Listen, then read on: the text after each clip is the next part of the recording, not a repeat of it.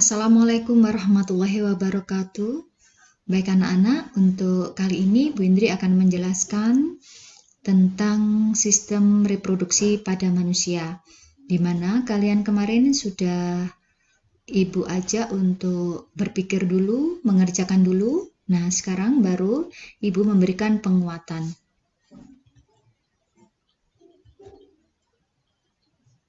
Baik, kita lihat dulu bagaimana peta konsep di dalam perkembangbiakan pada manusia.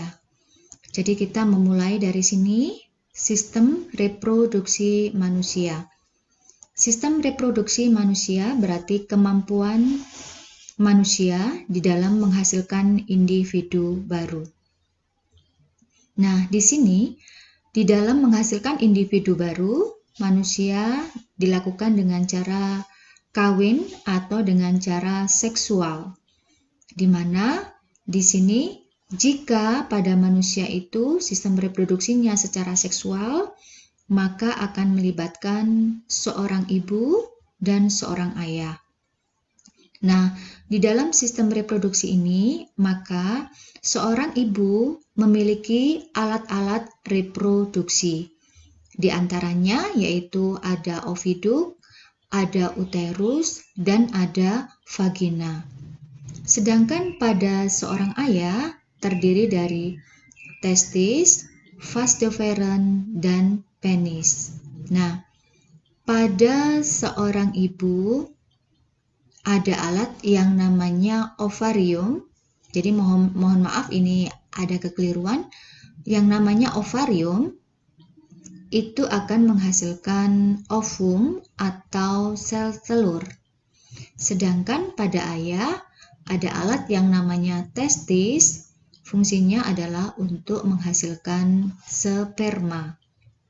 Nah, untuk kali ini kita masih pada lingkup alat reproduksi pada wanita dan alat reproduksi pada pria. Baik, kita lanjutkan. Nah, mengapa manusia itu memiliki sistem reproduksi? Tujuannya adalah untuk memperbanyak dan mempertahankan jenisnya. Setiap organisme mempunyai kemampuan reproduksi atau berkembang biak. Begitu juga pada manusia. Jadi untuk mempertahankan jenisnya, untuk melestarikan jenisnya, makhluk hidup itu termasuk manusia memiliki kemampuan untuk bereproduksi atau berkembang biak.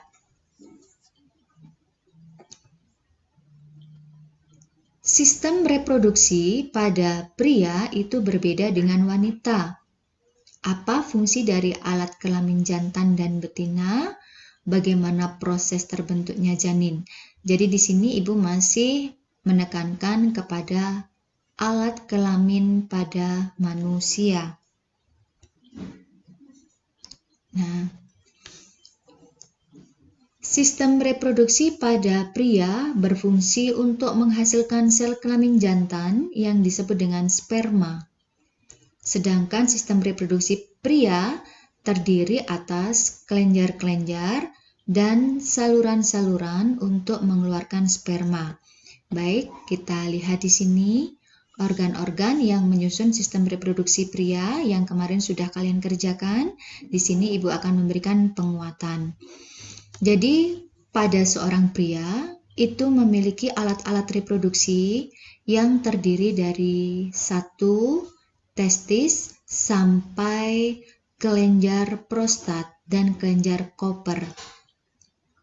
Kita lihat di sini apa fungsi dari masing-masing organ-organ yang terdapat pada pria. Testis.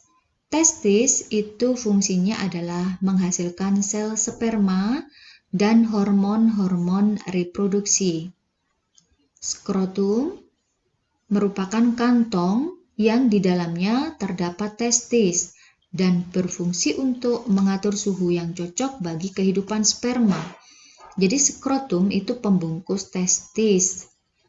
Selain pembungkus testis, dia juga mengatur suhu yang cocok bagi kehidupan sperma.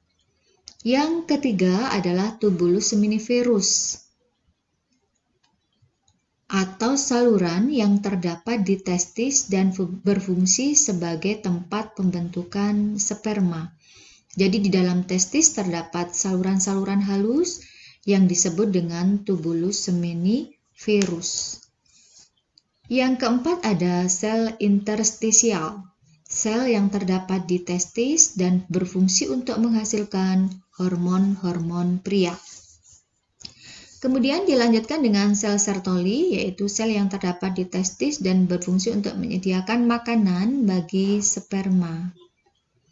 Kemudian ada alat reproduksi yaitu penis, yang merupakan alat untuk kawin atau alat untuk kopulasi. Dilanjutkan pada pria terdapat vasa deferentia, di mana fungsinya adalah untuk menyalurkan sperma ke kantung sperma. Kemudian ada yang namanya ductus epididymis sebagai tempat pematangan dan penyimpanan sementara sperma, dan ada kantong sperma yang merupakan tempat menampung sperma. Ada kelenjar prostat dan kelenjar koper, di mana kelenjar ini itu menghasilkan cairan dan semen yang berfungsi untuk memberi nutrisi dan mempermudah gerak pada sperma. Nah, baik anak-anak, silakan kalian perhatikan alat-alat reproduksi pada pria yang sudah kalian kerjakan di LKPD digital kemarin. Nah, ini gambar-gambarnya. Kemarin kalian bisa mencocokkan gambar yang sudah ada pada LKPD. Nah, di sini Ibu akan jelaskan lagi. Yang pertama, di sini ada testis. Nah, ini testis anak-anak yang tadi fungsinya untuk menghasilkan sperma, di mana di dalam testis ini ada saluran-saluran halus yang disebut dengan tubulus seminiferus. Nah, testis dibungkus oleh skrotum. Nah, ini skrotum adalah kantong sperma yang fungsinya untuk membungkus testis, juga memberikan suhu yang tepat untuk sperma. Kemudian sperma yang dihasilkan nanti akan dimatangkan di ductus epididymis. Jadi pada epididymis ini terjadi pematangan sel-sel sperma.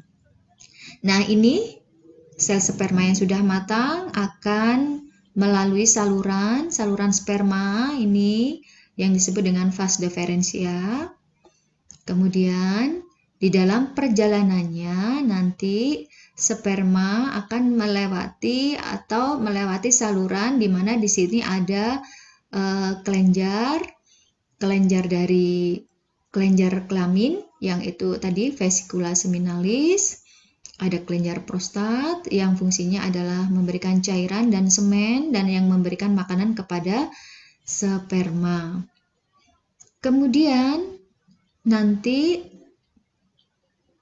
sperma itu akan mengalir ke saluran yang disebut dengan uretra. Nah, di sini ada kantung kemih, ada ureter, dan ini ada anus. Nah, ini bagian-bagian dari alat reproduksi pria yang kemarin sudah kalian kerjakan. Semoga kalian lebih paham.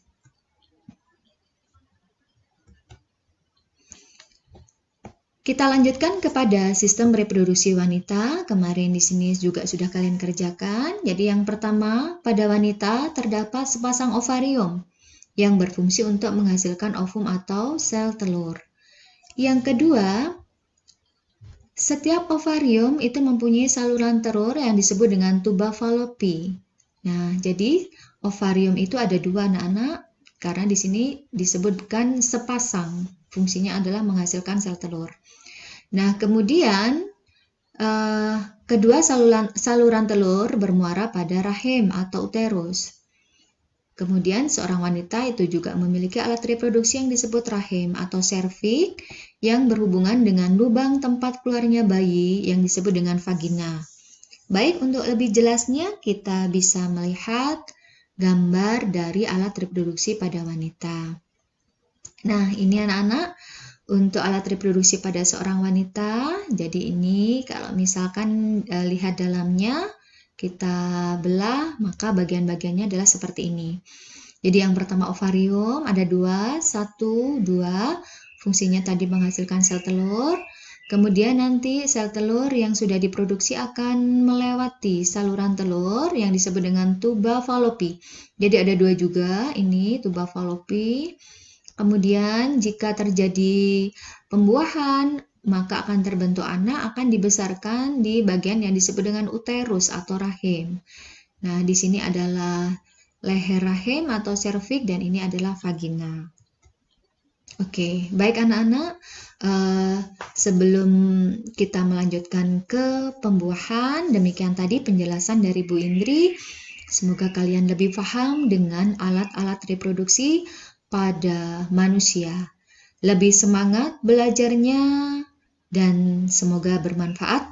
Wassalamualaikum warahmatullahi wabarakatuh.